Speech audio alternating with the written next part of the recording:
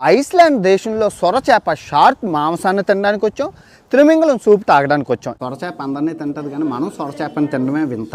మనం త్రిమింగలం సూప్ అయితే వచ్చేసింది, ఎమ్మి ఎమ్మి. కారం ఎక్కువ ఏమన్నాను, మనకు సూప్ అలవాటు కదా. మనం రోజు తినే పేజ ఎక్కడ పుట్టిందో తెలుసా? ఇదిగో మనకు కనబడుతున్న రెస్టారెంట్లోనే పుట్టింది 1870లోని. అంట తర్వాత అయితే నా పేజా నేను తెచ్చుకున్నాను, మామూలుగా లేదనమాట. మీరు చూస్తున్నారు పువ్వాకుల బజ్జీలు. ఇక పువ్వుల బజ్జీలు వేస్తున్నాడు, మీరు చూసుకోవచ్చండి. కాఫీ వచ్చిందండి, ఈ కాఫీని తాగుతూ తినాలి. అదిగోండి అలా పంచంబులోని ఎలా ఉందో రుచి చూసి చెప్తాను. పూర్ణం బూరి వేడివేడిగా ఉంది. నమస్తే ఫ్రెండ్స్, అందరూ ఎలా ఉన్నారు? ఈ రుచిరాజ్ ప్రపంచ యాత్రికుడు ఐరోపా ఖండం మీద దండయాత్ర మొదలుపెట్టారు. సో ఇక్కడ ఈ దేశంలో ఉన్న రుచులన్నీ తిరిగి మీకు చూపించబోతున్నాను అనమాట. సో చూపించే ముందు ఏది ఫేమస్ అయిన పిజ్జా పుట్టినిల్లు, కాఫీ పుట్టినిల్లు, గొరోతోలు, పాస్తాలు, మమ్మీయ రాస్తాలు, పాస్తా అన్నీ మీకు తిరిగి చూపించబోతున్నాను అనమాట. ఇది చూపించే ముందు మనం జీర్ణం మంత్రం అయితే చెప్పుకోవాలి. జీర్ణం వాతాపి జీర్ణం, గుర్రం తిన్నా గుగ్గిళ్ళు జీర్ణం, ఏనుగు తిన్నా ఎలక్కాయ జీర్ణం, చంటిపాపు తాగిన పాల జీర్ణం, ఇరుగు దిష్టి, పొరుగు దిష్టి, అందరి దిష్టి, మీ దిష్టి తు.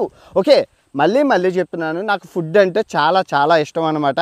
సో డెడికేటెడ్గా చాలా కష్టపడి ప్రపంచ దేశాలు అన్నీ తిరిగి అన్ని దేశాల ఫుడ్ వీడియోలు చేశాను, ప్లేలిస్టులు ఇస్తున్నాను. దాంతోపాటు ఇండియా అంతా తిరిగి ఇండియా రాష్ట్రాలన్నీ ఫుడ్ వీడియోలు కూడా చేశాను. ఎవరికైతే ఫుడ్ ప్రియులు ఉంటారో అన్ని వీడియోలు చూడండి, ప్లేలిస్ట్లో ఉంటుంది. ఓకే, హాయ్ ఫ్రెండ్స్, అందరూ ఎలా ఉన్నారు? మనం రోజు తినే పేజీ ఎక్కడ పుట్టిందో తెలుసా? ఇదిగో మనకు కనబడుతున్న రెస్టారెంట్లోనే పుట్టింది 1870లోని. సో ఇక్కడ పిజ్జా ఇటలీ నెపోలీలోని పుట్టిందనమాట, మీ అందరికీ తెలుసు.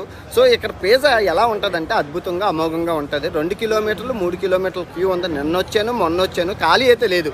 సో మామూలు ఫుల్గా క్రౌడ్ ఉంది. సో ఈరోజు మనకు మొత్తానికి అయితే మన బెర్త్ దొరికింది, టోకెన్ నెంబర్ తీసుకున్నాము. పొద్దుననగా వచ్చామన్నమాట ఈ పిజ్జా కోసం.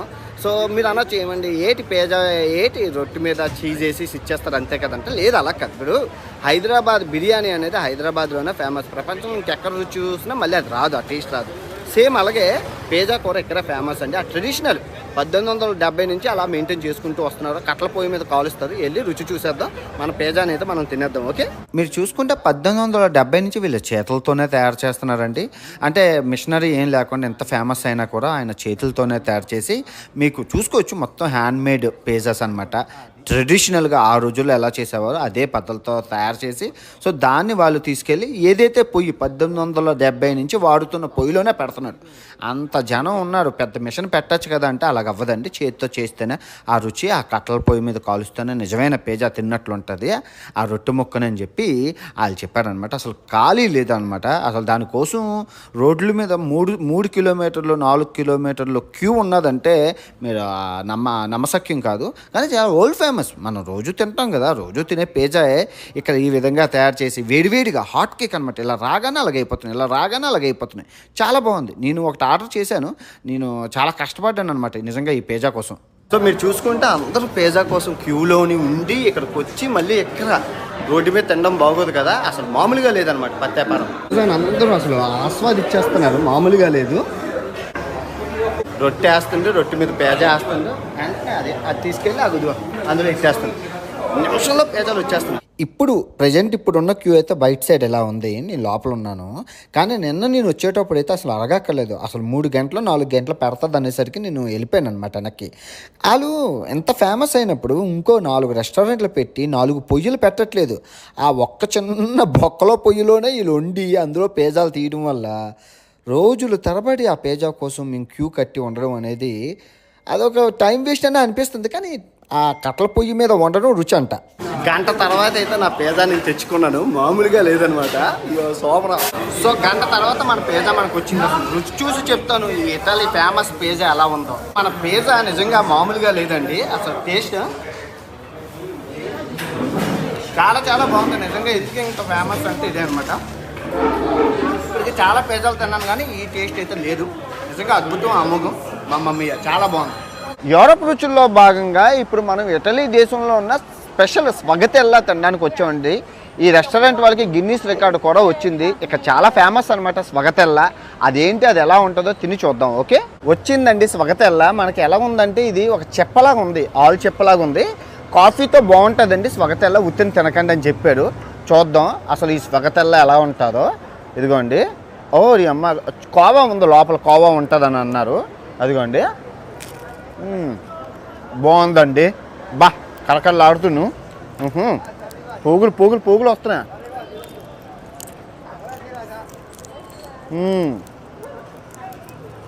చెప్పారు పోగులు పోగులు వస్తాయండి.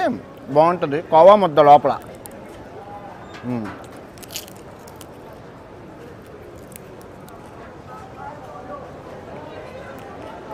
భలే ఉంది.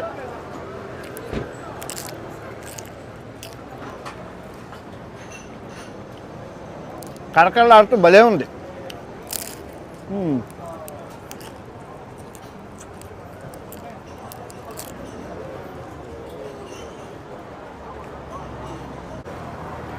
మా అమ్మ మీయ భలే ఉంది. రిబ్బన్ రిబ్బన్ లాగా క్రిస్పీగా కోవాతోనే అమృతంలా ఉంది. వస్తే ట్రై చేయండి. స్వాగతంలా. ఇక్కడ ఏదో బాబా అని చెప్పి స్పెషల్ అంటండి. సాయిబాబా పేరు ఉంది కాబట్టి ఒకటి తిని చూద్దాం.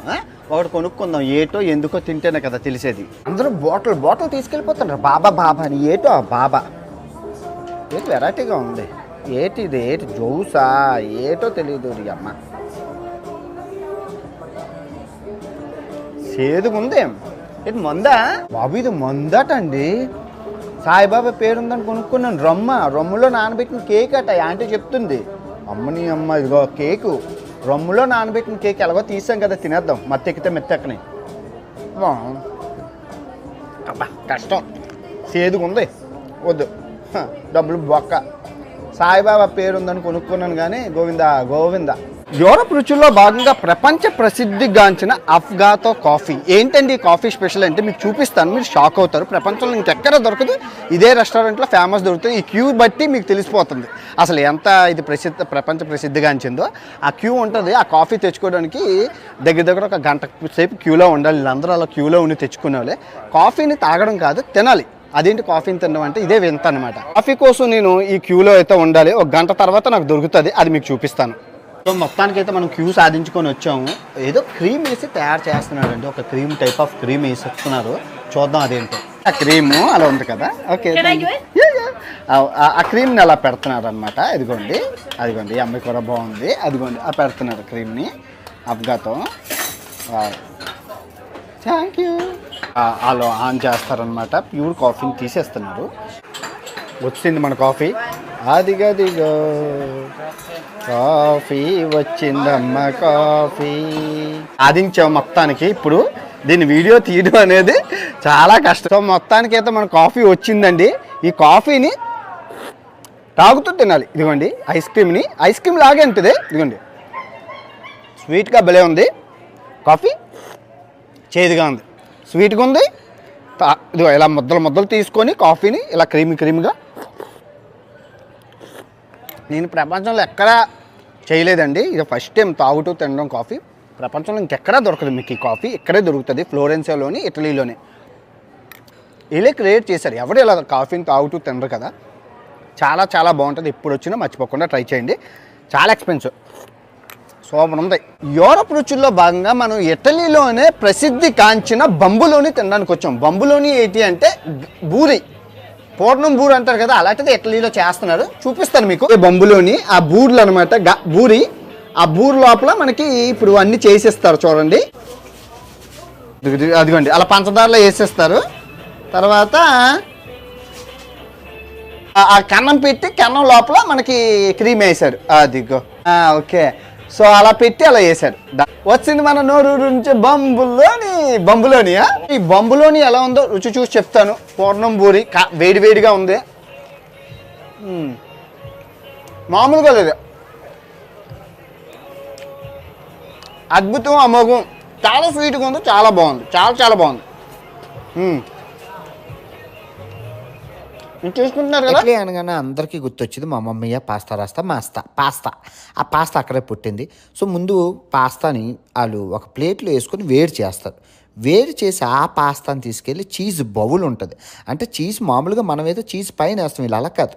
చీజ్ పెట్టి లోపల అది వేస్తారు. అప్పుడు ఏమవుతుందంటే ఆ పాస్తాలో ఉన్న వేడి ఎంతైతే కావాలో అంత చీజ్ని అది అబ్జర్వ్ చేసుకుంటుంది. అంటే టేస్ట్ వేరేగా వస్తుంది. చీజ్ పైనేసి కుక్ చేయడం వేరు, వేడి తగిలించి కుక్ చేయడం వేరు. సో ఆ పాస్తాకి అంతా చీజ్ క్రీమ్ అంటుకొని వెరైటీగా ఉంటుంది. అది ఇటలీలోనే మీకు దొరుకుతుంది. మనం చేసుకోగలం అంటే మనకి అంత పెద్ద చీజ్ దొరకదు. అంత పెద్ద చీజు డబ్బా దొరకాలి కదా, అదంతా చీజు. అది అలాగా వేసి కరుగు పెట్టడం వల్ల నీ యొక్క క్రీమ్ అయితే బాగా తయారవుతుంది, రుచికరంగా తయారవుతుంది. చాలా బాగుంటుంది. అసలు ఇటలీ వెళ్తే అదిగోండి, మీరు అసలు నమ్మరు, అందరూ పాస్తా తినడానికి లైన్ క్యూలు కడతారనమాట. చాలా బాగుంటుంది. ఒకసారి ఎప్పుడైనా ట్రై చేయండి. ఫ్రెష్ పాస్తా, మనం ఏ ఉప్పు కారం ఏం ఉండదు, అలా వేడి నీళ్ళు తీసి చీజ్ వేసి ఇచ్చేస్తారు, మనం ఉప్పు వేసుకోవాలి. యూరప్ రుచుల్లో భాగంగా మనం ఐస్లాండ్ దేశంలో సొరచేప షార్క్ మాంసాన్ని తినడానికి వచ్చాం, త్రిమింగలం సూప్ తాగడానికి వచ్చాం. ఎందుకంటే వీళ్ళకి ఇంకే ఆహారం ఉండదంటే అగ్నిపర్వతాలు ఉంటాయి. సో షార్క్లు త్రిమింగలాలు పెద్ద సైజులో ఉంటాయి కదా, పట్టేసి వాళ్ళు సంవత్సరం అంతా దాచుకుంటారనమాట. దాచుకొని సూపులు చేసుకుని తింటారు. సో మనం అవి కూడా తినేసి చూద్దాం. ఇదే వీళ్ళు ట్రెడిషనల్ ఫుడ్ అంటే అదే.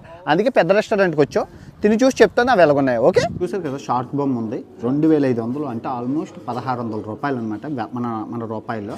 తిని చూసి చెప్తాను. షార్క్ మాంసం వచ్చిందండి, చూడడానికి వెరైటీగా ఉందన్నమాట.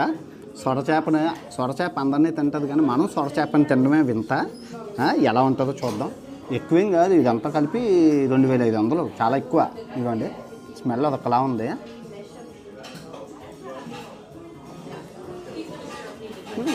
బాగుందండి, బాగుంది. ఉప్పుగా అదొకలా ఉంది. పచ్చిమాంసం ఉడకబెట్టలేదు. స్మెల్ ఎలా ఉందంటే, మనం పాస్ పూసుకుంటే స్మెల్ వస్తుంది కదా, పాస్ పూస కొంచెం సేపు అయ్యాక ఆ రుచి కొంపు కొడుతుంది, పాస్ కొంపు కొడుతుంది, స్మెల్కి చచ్చిపోవచ్చు. సో మనం త్రిమింగలం సూప్ అయితే వచ్చేసింది. ఎమ్మి కారం ఎక్కువ వేయమన్నాను, మనకు సూప్ అలవాటు కదా. ఇదో బ్రెడ్ మొక్క ఇచ్చారు, చూసి చెప్తాను ఎలా ఉందో. అదొకలా ఉందండి, నచ్చలేదు. తప్పదు, కొనుక్కున్నాం కాబట్టి తాగక తప్పదు. నాకైతే నచ్చలేదు. ఫ్రెంచ్ ఫ్రైస్ అంటారు కదా, ఫ్రెంచ్ ఫ్రైస్ ఎక్కడ పుట్టే అనుకున్నారు? బెల్జియంలోనే పుట్టే అంటారు, బెల్జియంలోనే పుట్టే. అందరికీ తెలియని విషయం ఏంటంటే, ఫ్రెంచ్ ఫ్రైస్ అంటే ఫ్రాన్స్లో పుట్టానే అనుకుంటారు అందరూ. కాదు, పక్కనే ఉన్న బెల్జియం దేశంలో పుట్టే అనమాట. ఈ పక్కనే ఫ్రాన్స్ పక్కనే ఉంటుంది ఈ బెల్జియం దేశం, ఇక్కడ పుట్టే. బెల్జియం దేశానికి ఫేమస్ చాక్లెట్లు, డైమండ్స్, వేఫల్స్, ఫ్రెంచ్ ఫ్రైస్, అది చిప్స్. అసలు బెల్జియంకి చాలా ఫేమస్, వరల్డ్ ఫేమస్ ఉన్నాయన్నమాట. ఇవి చాలా ఫేమస్. వేఫల్స్ అంటారు, ఇక్కడే ఫేమస్. ప్రపంచం నలుమూలల నుంచి అందరూ వచ్చి కొనుక్కొని తింటారు. ఇక్కడ చాలా బాగా చేస్తారు. తర్వాత 2000 రకాల బీర్లు, అవి చాలా ఫేమస్. దానికి తోడు చాక్లెట్స్, బెల్జియం చాక్లెట్స్కి ఉన్నంత పేరు ప్రఖ్యాతలు ఇంకెక్కడా లేవు. అండ్ బీర్లు, ఈ బీర్లు అన్నీ ఫేమస్సే.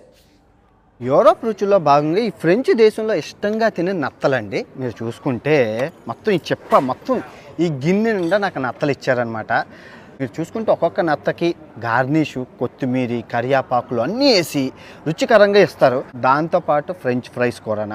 మీకు ఫ్రెంచ్ ఫ్రైస్ అంటే మీకు చెప్పాను కదా, బెల్జియం దేశంలోనే ఉంటాయని. ఇక్కడ కాదు, కానీ ఇక్కడ వీళ్ళు వాడతారు. దానికి తోడు గట్టి బ్రెడ్, ఈ బ్రెడ్తో కొడితే చచ్చిపోతారు అవతలోడు. కానీ ఈ బ్రెడ్ పైన నువ్వులు, తర్వాత తెల్ల నువ్వులు, నల్ల నువ్వులు, తర్వాత అవిసె గింజలు, తర్వాత రకరకాల నవధాన్యాలు అంటారు కదా, అన్నీ వేసారనమాట. మంచిది, చాలా గట్టిగా ఉంటుంది. వీటితోని, ఈ రెండుతోని మనం తినాలి.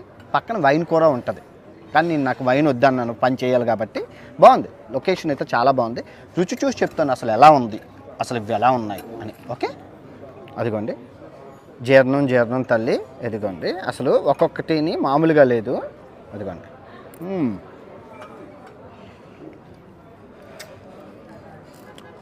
చాలా బాగుంది, సూపర్ టేస్ట్, అదిరిపోయింది. ఇంకోటి దండం, ఇది ఇక్కడ పెట్టేసుకోవాలి. ఇంకోటి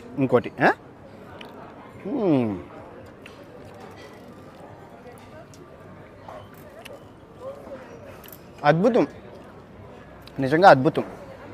అది తిని ఫ్రెంచ్ ఫ్రైస్ ఒకటే ఫ్యాంటాస్టిక్ అనే చెప్పాలి. ఇక్కడ మీకు కనబడుతున్నాయి కదండి, వీటిని నవతీస్ అని అంటారన్నమాట. 1771లో చేశారు.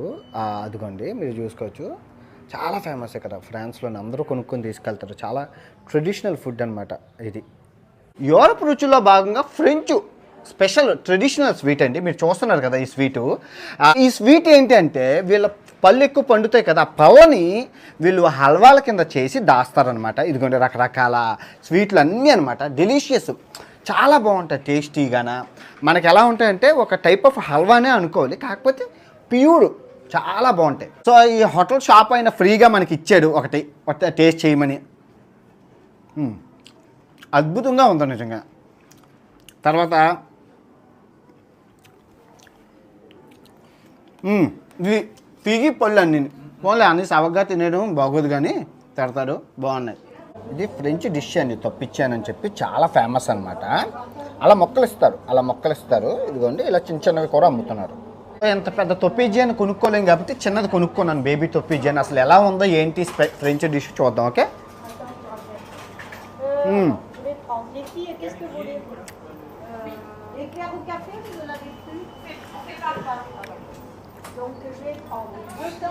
పంచదార గుళికలతోని క్రీమ్ బన్నలా ఉంది. ఇది స్పెషల్ ఆ టైల్ది. ఈ అమ్మ క్రీమ్ బన్నలా ఉంది, కానీ కొంచెం మంచి స్వీట్గా ఉంది. ఈ రకం పువ్వులతో బజ్జీలు చేస్తున్నాడండి కుర్రోడు, మీరు చూసుకోవచ్చు. అదిగోండి పువ్వుల బజ్జీలు, ఇక పువ్వుల బజ్జీలు వేస్తున్నాడు, మీరు చూసుకోవచ్చండి. అసలు ఎలా ఉందో రుచి చేసి చెప్తాము. పువ్వుల బజ్జీలు మీరు చూస్తున్నారు కదండి, పువ్వుల బజ్జీలు. అదిగోండి యూరప్ రుచిలో భాగంగా మనం ఎండాకాలం దొరికే పువ్వుల బజ్జీ తినడానికి వచ్చామండి. ఇక్కడ బజ్జీలు వేస్తున్నాడు, వెయ్యని బాగా వెయ్యి బజ్జీలు. అదిగోండి అలా ముంచేసి వేస్తున్నాడు. మన దగ్గర పువ్వులు ఉంటాయి కదా, పాడికండి అమ్మ, ఇలా వేసుకొని తినేయండి. బజ్జీలు అన్నీ అయిపోయాయండి, పువ్వాకుల బజ్జీలు అన్నీ అయిపోయాయి, తీసేస్తున్నాడు. సో ఈ పువ్వాకుల బజ్జీ ఎలా ఉందో చూసి చెప్తాను.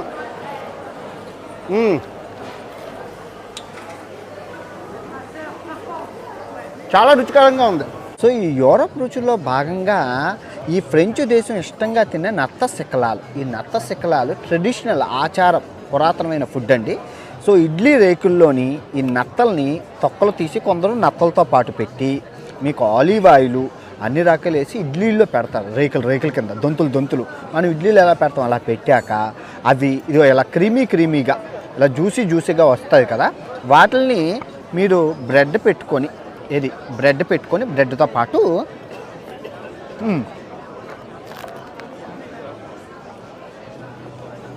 చాలా బాగుంది, చాలా బాగుంది, కమ్మగా ఉంది.